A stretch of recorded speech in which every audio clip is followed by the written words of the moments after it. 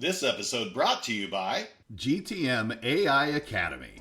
Learn AI from a globally trusted resource, Coach K, Jonathan Carford. Their bundle, Enablement AI Mastery, includes both the core Generative AI Foundations course and Enablement AI Mastery specifically. Each course has a value of $599 individually, but Coach K is offering them as a bundle with reduced pricing.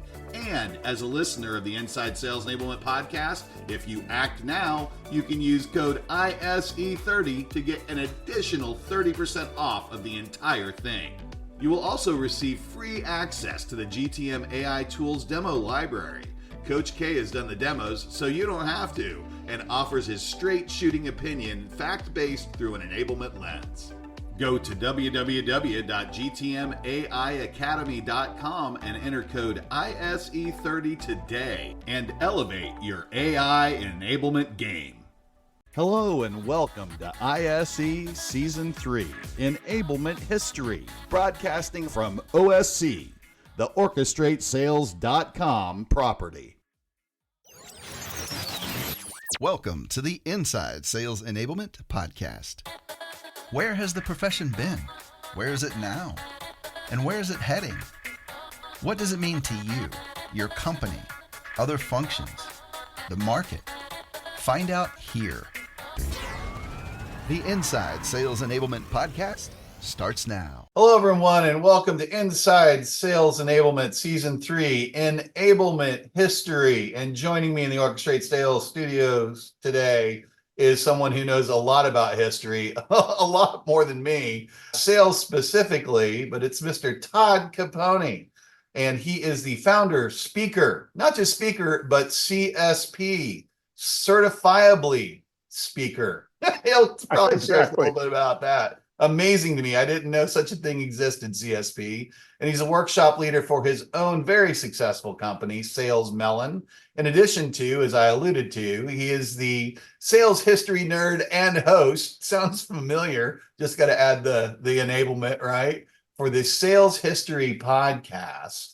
And man, Todd, it's great to meet you. We had a pretty fun pre-show. And we were like, we got to start recording. This is gold. So, Todd, anything I missed before we dive into the questions? You've got such a broad, deep, and wide history, my friend. Now, it's funny. When cool people are doing cool things on the weekends, I'm digging into late 1800s, early 1900s books on sales and sales management. I'm building basically a museum for sales.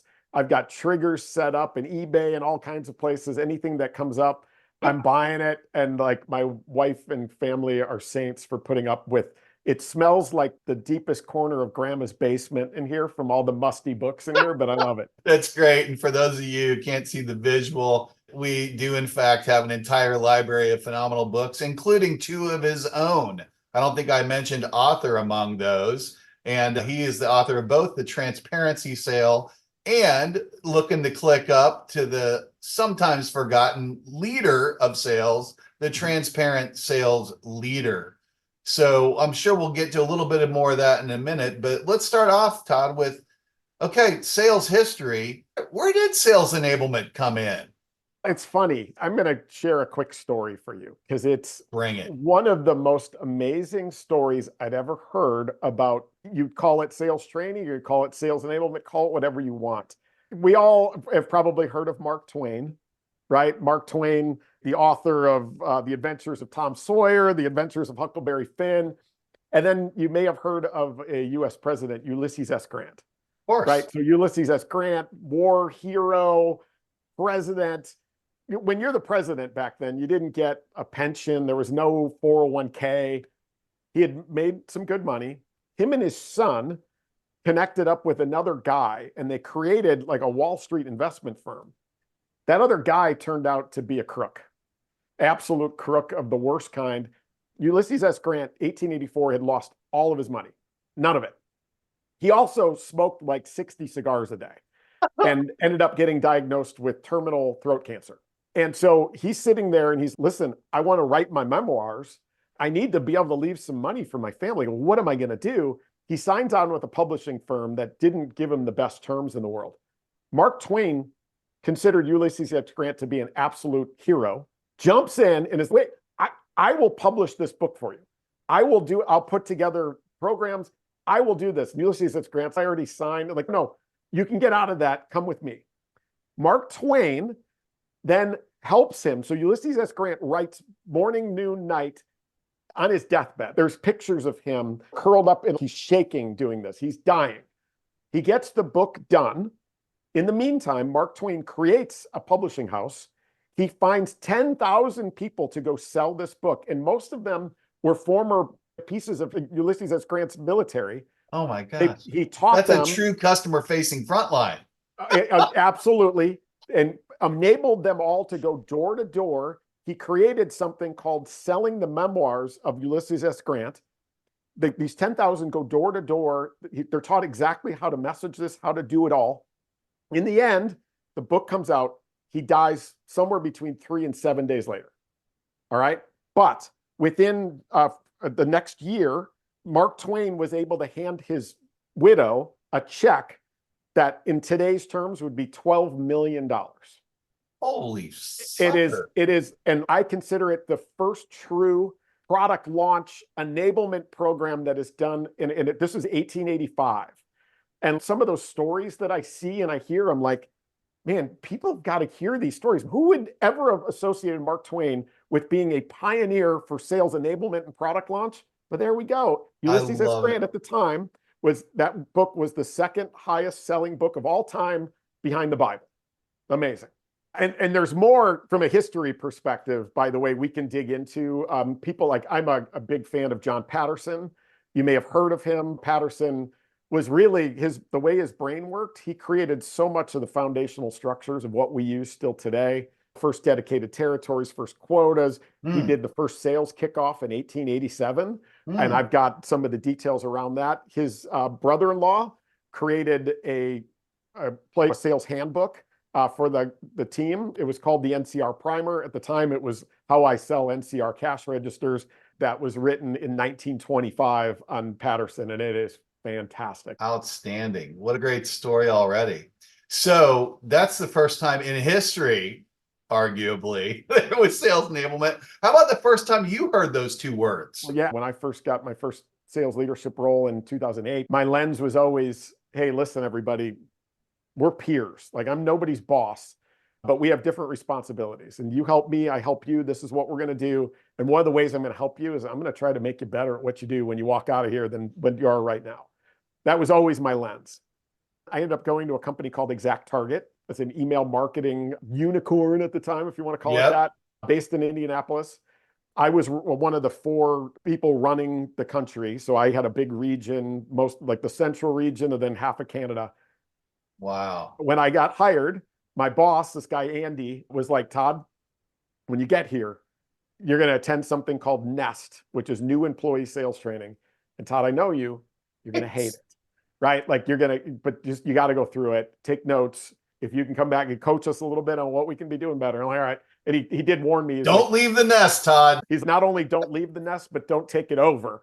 I didn't make it. By the first Thursday, this is not going where I went back. I met with him, met with our guy that was running ops. And I was like, guys, if we're scaling this company, like, I'm going to be hiring reps. I can't have them go through this. This is just, it's broken. Yeah. Fast forward a few months. I'm running the region. We're doing really well. They tap me on the shoulder and they're like, Todd, we want you to rebuild enablement. It doesn't matter the cost, just go. We've got to be prepared for this. We're taking these big rounds of funding. And so we want you to run enablement. And that sounds like fun. That's cool. And then I left and I was like, all right, Google, what is enablement? What is this word? I literally never heard the word enablement before. And the people that came up, people like Scott Santucci, and he had an event coming up in California, in San Francisco, Forrester event. I remember him walking out. He's got his like Superman shirt on under his sport coat and sat next to Jill Rowley, who's another classic enablement professional. Jill shows up every episode. I love it. Of course you sat next to her. And I soaked in as much as I possibly could there about what enablement is. And then when I got back to the office, I had a revelation through a friend of mine who had told me about a guy in Columbus, Ohio, who had a doctorate in just adult learning and how people learn. I was like, let's go spend a half a day with this guy and just soak it up. We did, and then came back with kind of a new chart for how enablement should be run to be able to scale at that level, all adhering to how the brain takes in information, truly learns, and truly is able to apply it. And it turned out to be a raging success. We got acquired in 2013, and it was one of the things that went really well post-acquisition was making sure that we were able to enable Mark Benioff and his 2,000 salespeople as quickly as possible to figure out what they just spent $3 billion on. A little bird told me, in fact, speaking of Mr. B himself, he had a nice word or three to share with you on a kickoff call in the combined companies. Yeah, it was one of those proud moments. We had these conference calls where all the leaders were on Europe, like all the sales leaders, enablement leaders, operations. They would talk about, hey, how's comp planning going? It's a disaster. How's operation? It's horrible.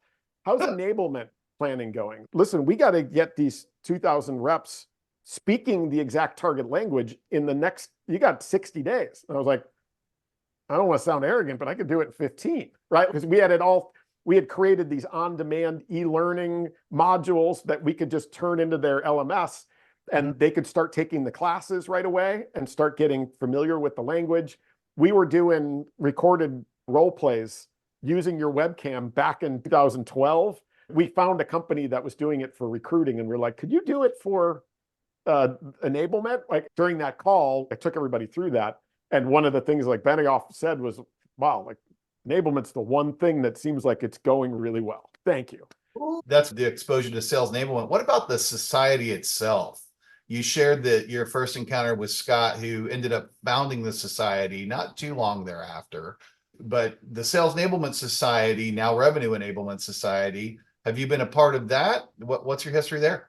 Not a whole lot. I've been familiar with it. I remember back then, there was some like enablement heroes at that thing. I learned so much from those people, and I've always kept close with Scott over the years. And I love what they're building. And these communities for sales enablers, they're so important. So one of my books back here from like 1912 had talked about this idea that as the economy gets tight, as it gets harder to sell, you need two things. You need better sales leadership and better sales enablement. They didn't use the word enablement. You need both. Now, what tends to happen when the economy tightens? For whatever reason, our subconscious knee-jerk reaction is, hey, let's train our leaders less. Like they just got to get to work. We don't have money to be training leaders. And number two is, let's downsize our enablement because that's overhead.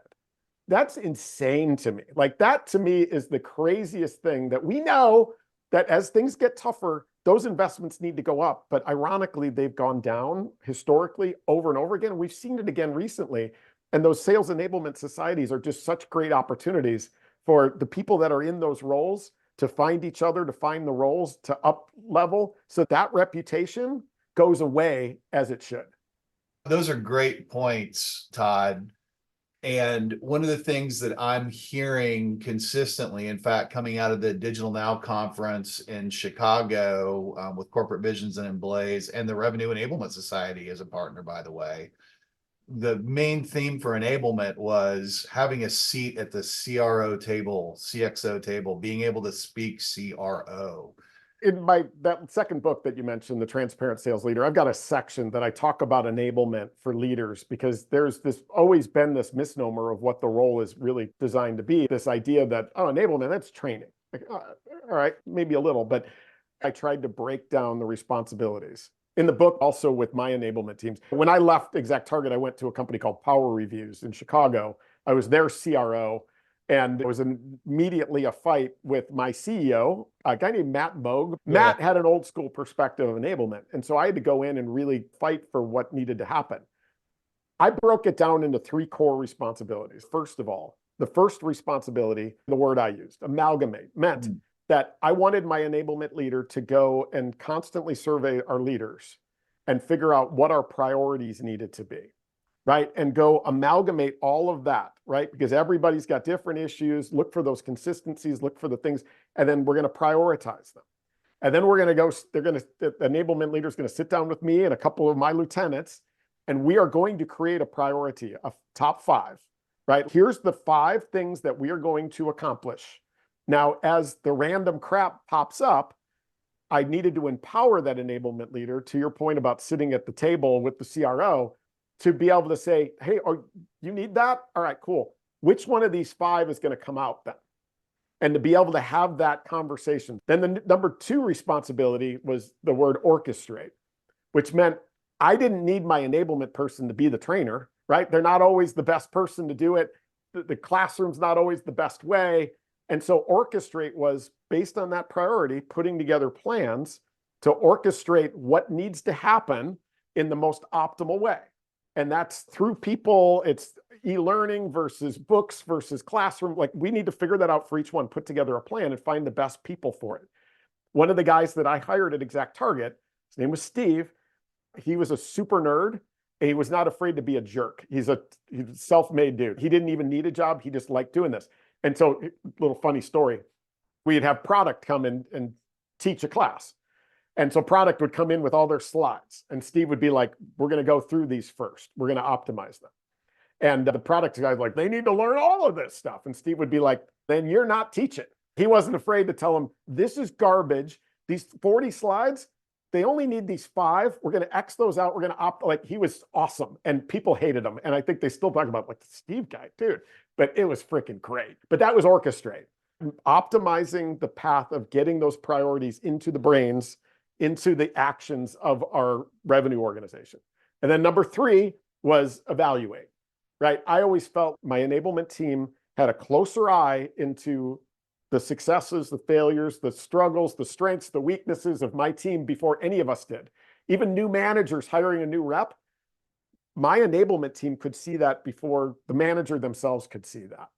And I needed to be able to create a mechanism so that they had a seat at the table to say, hey, she's awesome, that dude sucks, right? And be able to do that in a way so that we could see those holes before they formed and became canyons. So amalgamate, orchestrate, evaluate, that was the role. And once we really got that nailed down, things started to get controlled. We were hitting the priorities that we needed to, and we were seeing those holes before they formed. So that's my rant on what enablement is and how it always worked in our organizations. Outstanding. And in the orchestrate piece, you said across the revenue organization. What does that mean? Yeah, when you see things on LinkedIn or whatever about sales has changed so much, the buyer knows so much more. No, they don't. Like, most of what is said about how sales has changed, trust me, it's incorrect, right? Like, buyers know more nowadays. Those 4 words, 1912, Thomas Herbert Russell's book, Salesmanship, referring to the fact that we had catalogs. Nobody can see this, but this is a 1908 Sears Roebuck catalog, which is essentially Amazon, right? Like, you could buy, there's a department of human hair if you need any human hair, but it's got like tractor, you could buy everything in here, right? This is Amazon 1908.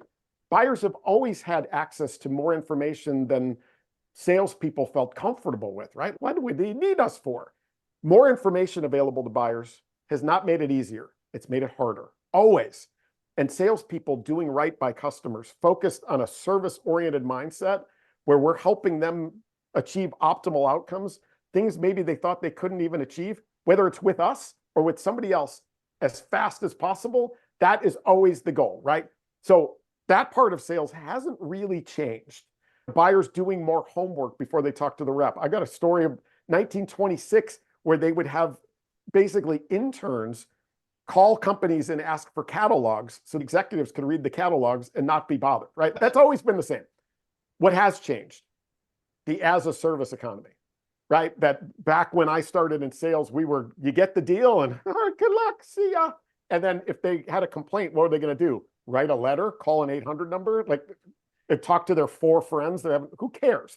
Today, the as-a-service economy means that the deal is no longer the peak. It's basically an early milestone to having customers that buy more, and become advocates for you and take you with them to their next company, which, again, there's a lot more movement now than there was in the 1920s. Yep. And so you need to create long-term value for these customers. And that long game helps you win the short game too. Yeah. And so my client success team needed to be an extension of everything because they were actually more important than my new business team, not less important. So I always looked at sales, client success. Hey, we need to be all doing this together and all in lockstep. As a matter of fact, client success, you're going to hate sitting next to our sales team, but you're going to do it because they're obnoxious. But you're like, we need us to all be like this. When I think about enablement, it'll uplift everybody together and create those connections and make sure that there's consistency in everything we're doing, because that long game wins the long game, but it also wins the short game too.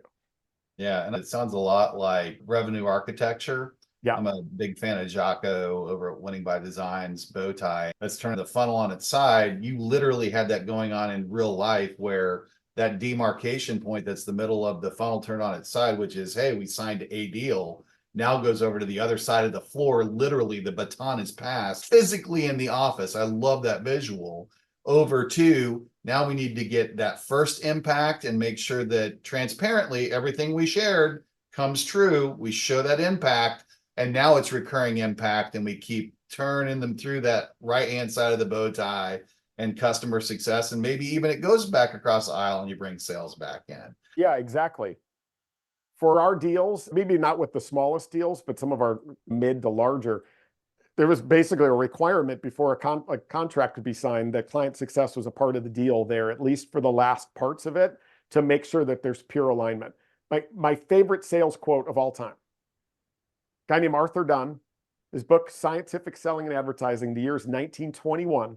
And his quote is simply, there's a whole page dedicated to this one sentence. So you're reading the book, there's a page, it's blank, it's got one sentence on it. And the sentence just says this: if the truth won't sell it, don't sell it.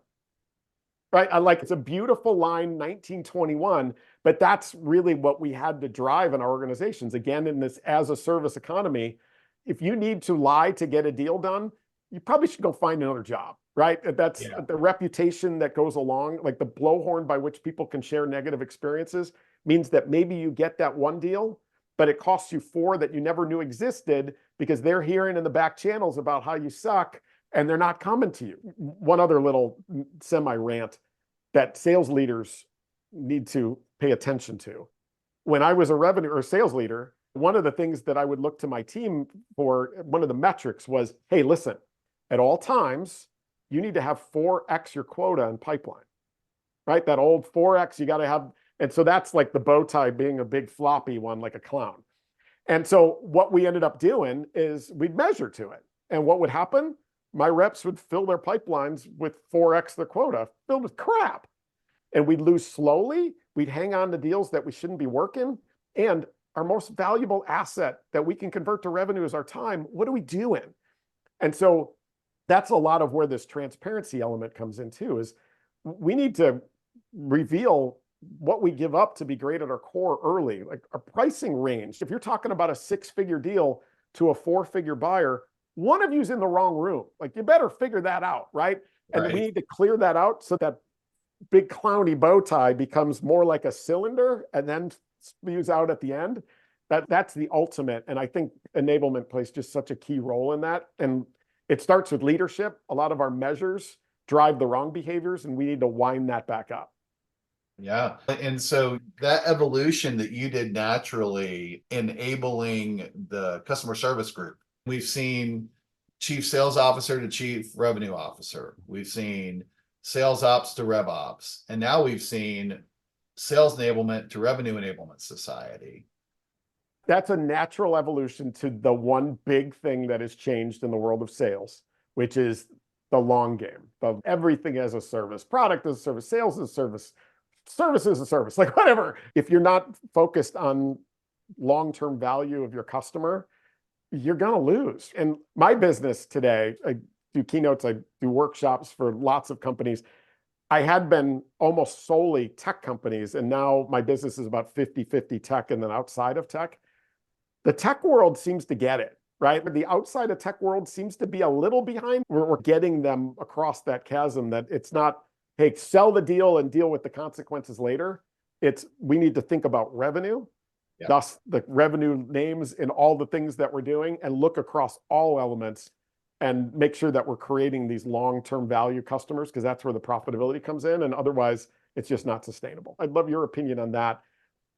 Yeah, to me, it's been fascinating is that I've really only delved into the SaaS space and startup space over the last 4 or 5 years. I've spent a lot of my career knocking down silos in businesses that have already been built, a lot of which have stood for years. You have the opposite effect when you have these greenfield companies where there's a natural no walls, but they start to build up. So there's still that opportunity to orchestrate cross-functionally and to build that design.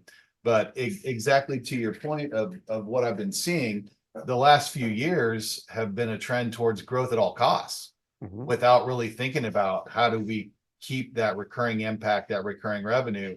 And that has changed seemingly to me overnight. And especially in the SaaS space, they're like the lightning rod for that because of how dependent they are on that recurring revenue. There are huge changes in the go-to-market motions down to hiring individual positions. Yeah, it's history repeating itself, literally. If you look at, this is nerdy, but if you look at the period of 1914 to 1923, we are in 1923 right now because 2017 to 2024 is exactly a match. 1914 to 1917, you had slow and steady, like regular growth, right? It was good. It was a strong economy. We lived that basically 2017 to 2020. Like things were humming along. The economy shut off in 1918 when we went into World War I. Like just shut the off. Like manufacturing stopped, take everybody, throw them to the war effort. But we didn't stay in World War I long, and the economy opened back up pretty quickly and then took off. Exactly like mid 2020 through 2021, where you had high turnover, voluntary turnover among sales reps. Literally in 1919, salesperson turnover was 65%, and it was largely voluntary as reps went chasing money. Like they'd go to a job and then go to another job, go to another job, because there were so many jobs and not enough people, and money was pouring into sales. Then what happened? Inflation spike. Inflation went up. And I saw this in 2022. I wrote an article February 2nd, 2022 saying, hear ye, the end is near. And people are like, shut up, Todd. You don't know what you're talking about. There's too much private equity. Right. Okay. Inflation spiked. And sure enough, in March of 2022, inflation spiked. And then what happened? The bottom dropped out. 1921, you had 77% salesperson turnover, almost all involuntary.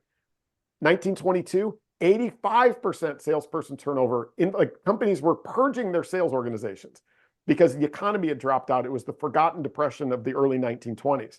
Now, that's exactly what happened in 2023, right? Where we had this dip, and all of a sudden you saw across SaaS and tech, like salespeople getting purged everywhere. And then it slowly starts to come out.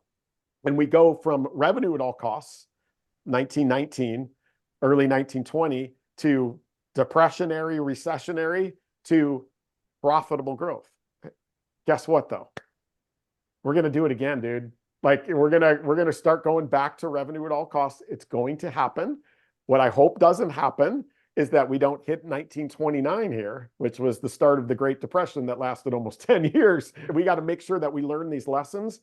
But right now we're in this profitable growth stage that we experienced exactly in 1923. It lasted for a couple of years, and then we started to get a little shady again. And we had the roaring 20s later on in the 1920s before the Depression. I don't know that a whole lot of us can wait 15 years for that, Todd. So Exactly. I'm cheering for the light at the end of the tunnel is the actual end of the tunnel coming up here. Let's hope that we just continue to be smart about profitable growth and get back into a sustained period of time where that matters. But man, when you shut off an economy, it's like you took a pendulum and you pulled it, Right. and then you released it, right? So it's off, and then it swings, and then it swings, and it takes a while to get back, and then we're here. But if somebody shuts it off again, we're bound to have the same situation happen again. God willing, let's hope that doesn't happen. Yeah, perfect timing because we're rounding the corner here and shifting from past to present. Anything else specific to transparency? The title of both of your books, right? The concept of transparency, like I said, Arthur Dunn, 1921, talking about honesty, right? Transparency is an overused word. Here was the trigger for me. I was the chief revenue officer of Power Reviews here in Chicago. We're a reviews company, right? So you've probably experienced it before. Retailers, brands, you go to crocs.com, you're looking at a product, scroll down, there's reviews. was us doing the collect and display for them and 1,000 other retailers and brands. A few years ago, we partnered with Northwestern University here in Chicago. When a website's acting as a salesperson, what do people do? That was the study, right? Had nothing to do with outside sales, or so I thought. It came back with 3 data points, 2 of which changed my life like it only happened to a nerd. The one data point that didn't change my life was that we all read reviews today, right? The number now is there's 99% of us, when we're buying something we haven't bought before, we're going to do our homework, right? But here's the 2 that changed my life. And again, this is when a website's acting as a salesperson. Number 1, we're up over 85% of us read the negative reviews first. We skip the 5s, we read the 4s, 3s, 2s, and 1s first. Most of us, when we read the reviews, we'll go read the negatives before we go read the glowing positives. And the last data point, and this number is skewed a little bit since the original research, but the original research said that a product with an average review score between a 4.2 and a 4.5 on a 5-point scale, that's optimal for purchase conversion, meaning that a product that has negative reviews right under it sells at a higher conversion rate than a product that has nothing but perfect 5-star reviews. Products with perfect 5-star reviews sell at about the same conversion rate as a product that's got a 3.25, which sucks. And so I looked at that and I was like, wow, why does that happen? And then I looked at my sales team. I was about 60 strong at the time. And I'm like, we've been teaching these reps to basically present our solutions as 5.0 and hope the customer doesn't find out. And maybe should we be the ones doing that homework? Should we lead with what we give up to be great at our core? Our biggest competitor is bigger, stronger, publicly held, better logos.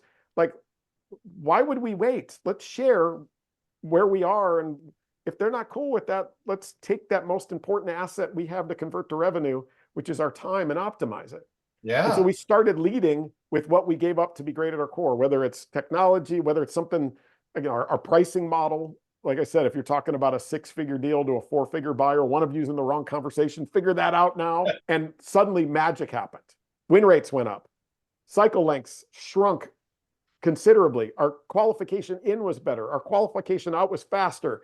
And we disarmed our competitors. They couldn't message against us because we already did it, right? And we became Chicago's fastest growing tech company from 2014 to 2017. Now, sure, it feels good to be transparent, right?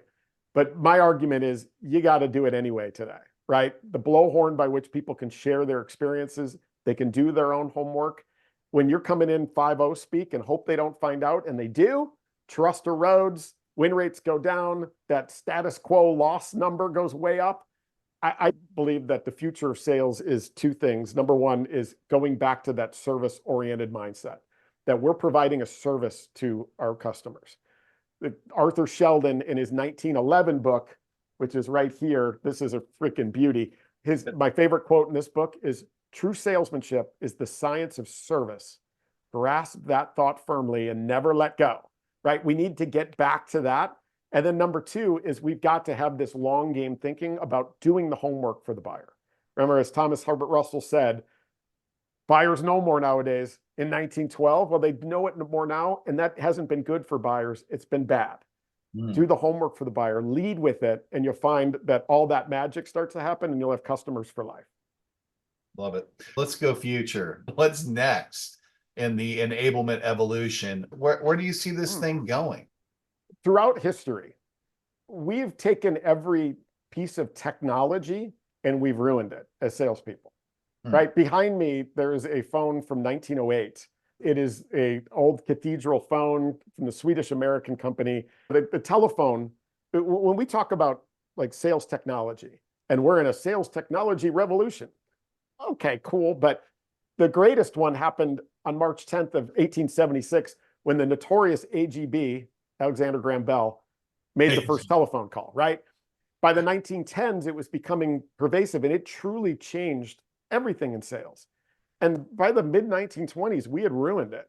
Like we'd gotten blinded by scale, and we used the technology for evil instead of good. We needed technologies created to prevent its usage. And then AGB would be rolling over in his grave if he knew that the do not call registry, as of 2 years ago, had 221 million phone numbers in it. We screwed that up, right? The government had to get involved. We did the same with email. My LinkedIn connection requests, dude, they make you want to like, they're terrible. Like we started ruining video. I'd get these video outreaches from people that are like, hello, your background's really impressive. And they'd have in the background, like my LinkedIn pro. Gosh, stop ruining it. AI. Like AI is now all the rage. Oh my gosh, it's going to change everything. We're going to ruin it. Like we're going to figure out ways to use it best, but there's going to be a percentage of people that ruin it. But my future lens is this. We are all going to be needed in the future if we continue to embrace that service-oriented mindset. Enablement professionals, if you're creating that and optimizing that service-oriented mindset throughout your revenue organizations that you help and that you aid and you help achieve optimal outcomes with, there will always be a place for you. You will always be valuable. You're in a great profession. And when we're doing things right, it should feel really good too. And my perspective is don't be worried about technology. Just keep doing the right things. Control what you can control. There's always going to be a place for you. And I think it's going to be highly valuable and maybe even more valuable into the future.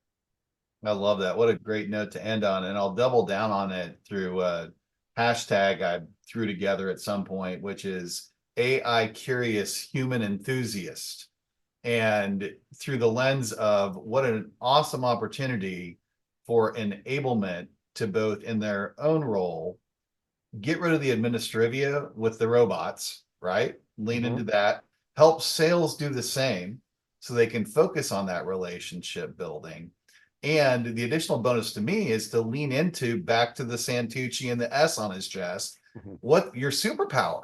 What is your unique human being superpower? If you can take the administrivia off their table and focus on what makes you special and unique, it's empowering.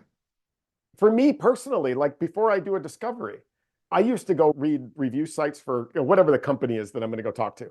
I'd look at their reviews, I'd read them all. I'd try to create an impression of my mind that, what the pros and cons are. Now I just go to AI and go, under what circumstances is company name a good fit? Under what circumstances is company name not a good fit? And then it would give me 200 words on both and I'd be prepped. That's fantastic. There was one of my customers, they compete with another company all the time. I went into ChatGPT and I wrote, if I worked for competitor name, how would I message against my client? It came up with a whole playbook, right? That's amazing. That's so valuable. That can be used for good, not evil.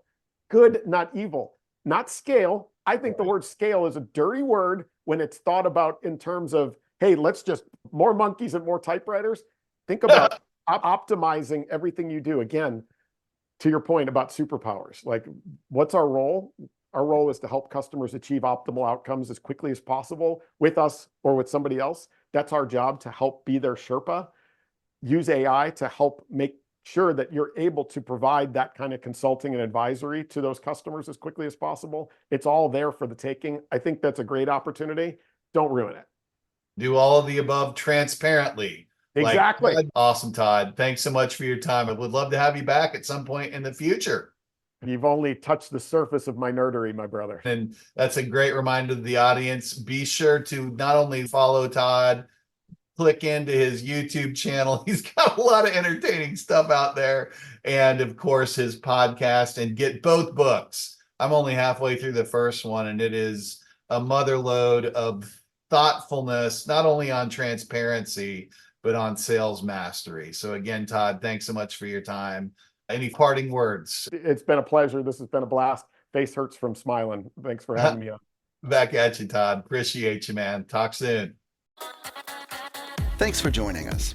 To become an insider and amplify your journey, please make sure you've subscribed to our show. You can do so at orchestratesales.com/podcast.